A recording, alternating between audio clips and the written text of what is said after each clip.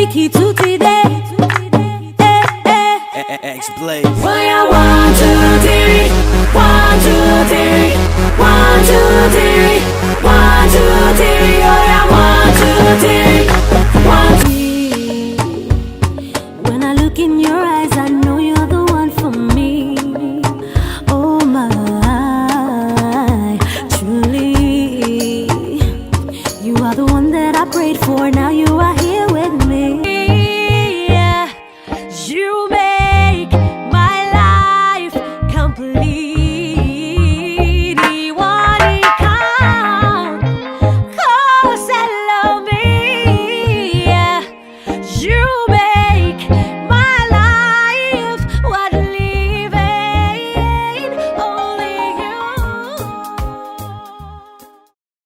Nikky, Laoye, pleasure to have you on The Drill. Thank you for having me. Quite frankly, you've been a successful recording artist, gospel artist, one of the finest voices we sing in our country. So why did you switch from a successful singing career to humanitarian work? Oh, well, the truth is the passion, care, and concern for my fellow humans or fellow humankind has always been a part of me since I was a child. I remember that my parents used to tell me that, you know, when I was much younger, when they used to drive around down the road and I see, you know, these young beggars on the streets, I'll actually be telling them that, oh, mommy, dad, can we take them home? They don't have anywhere to sleep. And my parents would be like, which one concern you? Because, you know, everybody's just minding their own business, let me put it that way. But my parents saw that I've always had this care and large heart for people, but yeah. I'm surprised that they were surprised, let me put it that way, because I got this from them. That's how my parents were, or have always been themselves. We grew up having all kinds of people living with us, you know, aside from with the children, all kinds of cousins, uncles and aunties, all like my parents are taking care of, training and all of that. So I guess seeing that, I've always known how to just care for people. And I've always said that, God, whatever place you take me to in life, I would love to look out for people, take care of people. And my major concern now went more towards people with disabilities and persons of concerns, because I realized that these were people that needed that extra push, that extra support, you know, in our system and our society. Because quite frankly, you do this with so much ease. It doesn't look like you transferred the passion in which you sing on stage. You just brought it back into the humanitarian world. And I watched your video, particularly the one on the Libyan crisis, that went extremely viral, and everybody got talking about it and the things you said, and how you drew the attention of the world to the Libyan crisis and the refugees. But a few people were asking very tough questions, and I like to ask you that very tough questions, because it does seem like, was it about seeking fame or popularity or trying to give, I mean, from my view, some people would say it just looked like a perfect public relations stunt, you know, to get you right in the light of the media and then to launch a higher music career. So what was it? Was it really a PR stunt, or it was really an altruistic thing for you? You know, the truth is that when I got to hear all of that, even the popular Nigerian newspaper even reached out to me and asked me the same question that people were talking about me all over Facebook and said I was just looking for fame. And I was like, if only they would do their research a lot better, they will understand that I was just doing my job. In quote, being a humanitarian myself, I started Angel for Life Foundation for the past 7 years. Well, this year is going to make it 8, actually 8 years. And down the line, within like the 4th year of me running the foundation, the federal government agency, NCFRMI, actually reached out to me because they had been looking for voices for the agencies, you know, that would constantly just create more awareness about the IDP situation that was going on in Nigeria with the Boko Haram situation up north, and create more awareness, you know. And they reached out to me and were like, oh, Nikky, would love you to be our celebrity voice, you know. And because they've been seeing what I was doing, they saw that I was someone that had passion for people, and that's what they needed. And I became the official celebrity voice. So being at the airport that day to record what was going on was my job, because this had actually been going on for a while. The NCFRMI had been working with the IOM, and they had been doing this for a while, but I realized that people didn't know. So when the CNN video came out and everybody was shouting that, oh, the government wasn't doing anything about what's going on with Nigerians in Libya, I was like, I know they've been bringing people back, but I realized that they were using other forms of media, but not social media. I'd like to even talk to you about that for a minute, and about your passion. What struck you about the refugees from Libya, and why is it that until the CNN report, it seemed like there was some level of disconnect between the reality of the refugees and the outrage of the Nigerian people? Nobody showed enough outrage until the CNN report actually broke the news. But for you in particular, what struck the chord for you that made you pay attention to the plight of the refugees coming in from Libya? The truth is that exactly what you said. The truth is sometimes I think back home in Nigeria we get used to seeing certain information, because the truth is that for every time these migrants were returned, there was always media coverage by popular media houses. But I think after a while, maybe people just got used to seeing the news on TV or something, or didn't understand the news until when CNN now brought it out in a different light. Oh, that Nigerians are being sold and this and that, and they were like, wow, something like that is actually going on. And we're like, the news has been going out for a while, but people are not paying attention. So that's another thing I've realized, that until something takes on international wings before people realize, it's happening back home. Apart from the taking pictures at the airport when these refugees land in the country, and the few tweets and retweets we have on social media, is there any real strategy on ground to really deal with these refugees that come into the country from Libya? Okay, I know personally from the point of view of the NCFRMI, that's the National Commission for Refugees, Migrants and Internally Displaced Persons, that I'm a celebrity voice for, because they are the first point of contact, especially when refugees, migrants and all come into the country. They have to, take proper registration details about these people. And I know that so far, the government has actually been ensuring that, okay, these people coming back, let's even sit down with them and find out what their problems are, and also provide empowerment solutions, because it's not just enough to bring people back. If at the end of the day, nothing is being done for them, they will just go back and make that same journey or do something else entirely. So I know that the Commission has been trying to ensure they find durable solutions to help them out, and they've been working with my foundation as well. At least the Southwest region has been working with Angel for Life Foundation, and I personally actually had to set up the Angel Relief Fund, which is to just provide support and empowerment for IDPs. We've actually been doing this for years, especially with the IDP situation up north, because that was the major problem at first. And I've had a lot of colleagues that have come up on board working with us, Yemi Alade, Samuel. So a lot of people actually have been working with us for years. I'll get to the relief fund that you set up and the incredible work you're doing with that. But I'd just like to ask, one more question on the Libyan crisis. Because you've worked with these people, you've seen them, you've interviewed them, you know their vulnerabilities. It can't be just poverty that drives these people to go across the Mediterranean, because what we hear, and the story I heard you share one time, that it does cost a handful of money for you to make this journey through the desert or through the Sahara. So what keeps prompting people to pick up their bags and go through the Sahara and make for Libya and try to cross the Mediterranean? The search for a better life, sadly, because a lot of things we need to face the reality. We still have a lot of things to deal with as a nation. To make this place become a better place for everyone, a place where people want to sit back and work, but people are believing that, I need to cross to another country, or Italy, or Spain, cut across to Europe, somewhere where I can get a better job. Some people actually are lied to, most of them are lied to by friends that have already made the journey across, and they were like, man, we are making it big out here, man. Just come across. But they don't tell them the real story behind the journey. I personally also run a radio show, and one day while I was live on my radio show, someone actually sent a message on Instagram Live. I was like, Mama, I'm actually one of the people that made it across to Italy. And I was like, whoa. I was like, are you serious? But it was like, Mama, I would not even advise my brother or anyone to make that journey. I almost died, but I'm just one of the lucky few. I'm even planning to actually have an interview with that guy so he can actually even give a full detailed, explanation of his experience. So the truth is, at the end of the day, many of them are lied to.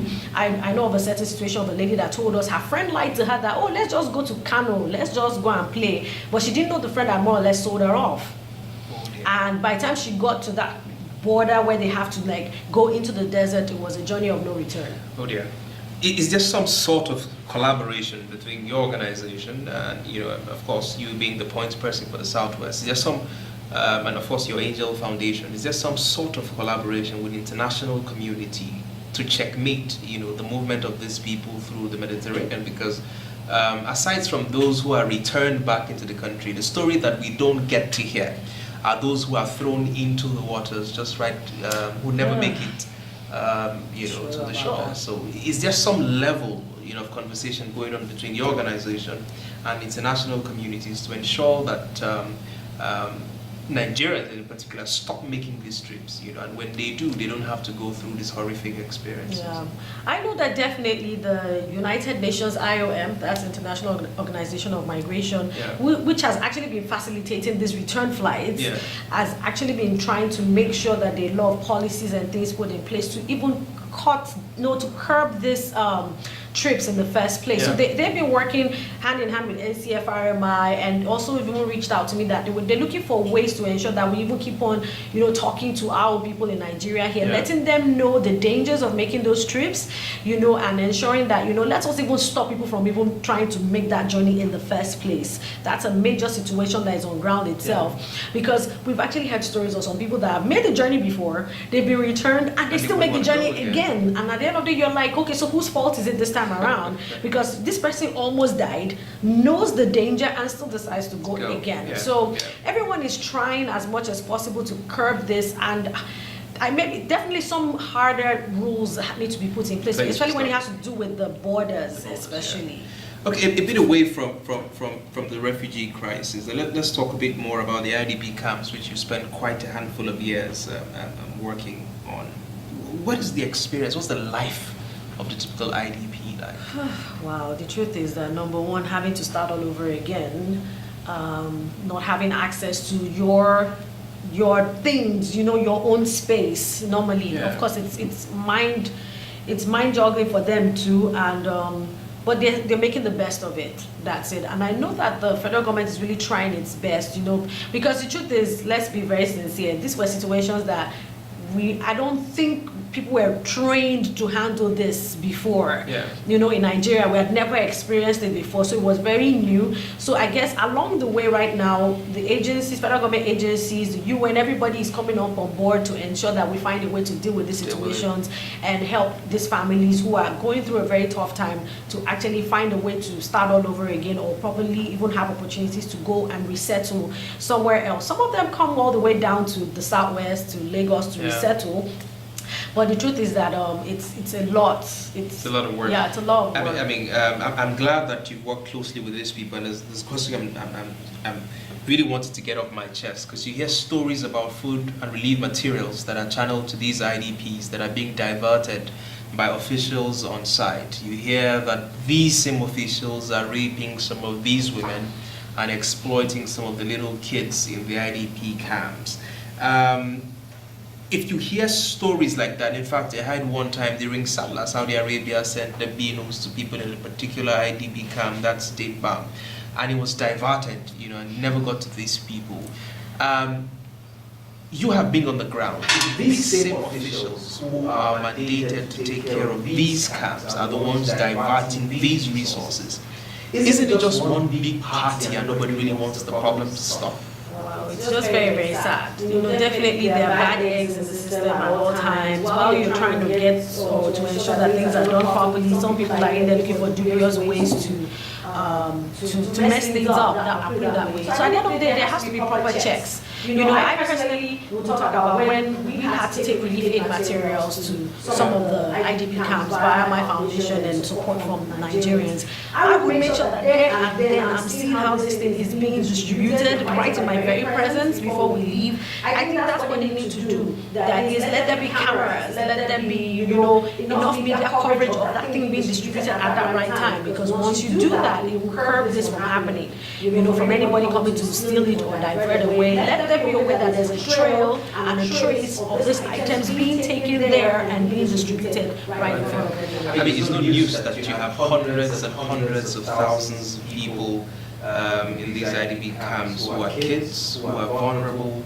And I really want to ask you in all honesty, what kind of future is being prepared for these young people? Are we just raising another group of disgruntled Nigerians who are going to cause chaos tomorrow? The truth is that I just have to give it up for some particular agencies that I know of that are presently going into these camps to ensure that they set up an educational system for them right inside the camps.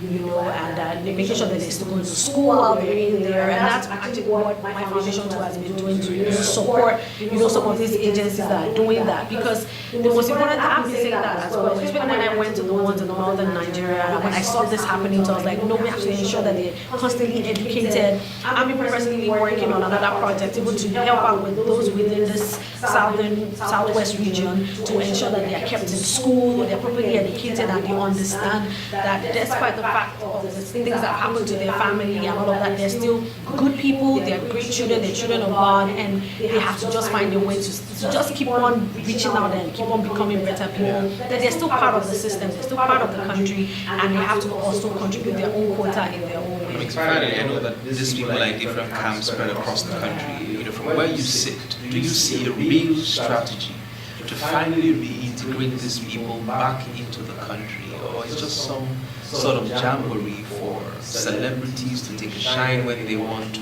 for philanthropists to take a shine where they want to, for international NGOs to continue oiling their machines? Is there a real strategy from where you sit to see that this thing is stopped and people can be finally reintegrated? Well, I would be very honest, I'm not sure of any strategy in place at the moment, because I know that everyone is doing what they can. Yes, definitely there will be some people that are using this to shine, in quotes, but I do believe at the same time, a lot of people are working to ensure that these people find opportunities to resettle.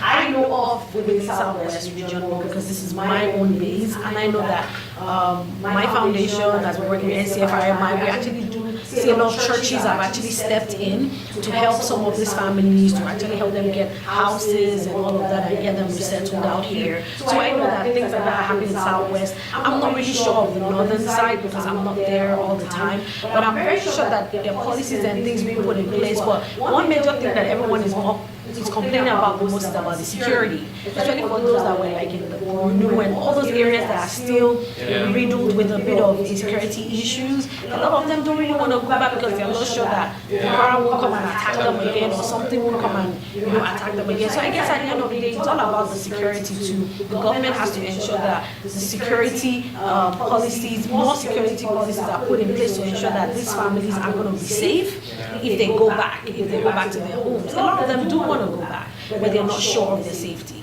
Will we be hearing another album from Nikky Laoye very soon, as she's just going to be in the process of doing humanitarian work as she's found herself in? Oh yes, more music. This is just the other side of Nikky, of course, more music always coming from Nikky. I have a new video coming up soon called Mighty God, and so many other new singles all over the place. I have brand new singles, Who's Your Daddy, fantastic dance track, and I've just been pretty busy, a lot of collaborations here and there. Music is always number one for Nikky, and then I wouldn't say number one, I'll just say side by side, because I think two of them just go together. Nikky Laoye, an incredible job you do with your foundation. God bless you, and I wish you success going forward. It's a pleasure to talk to you. Thank you very much. Thank you very much. Thank you.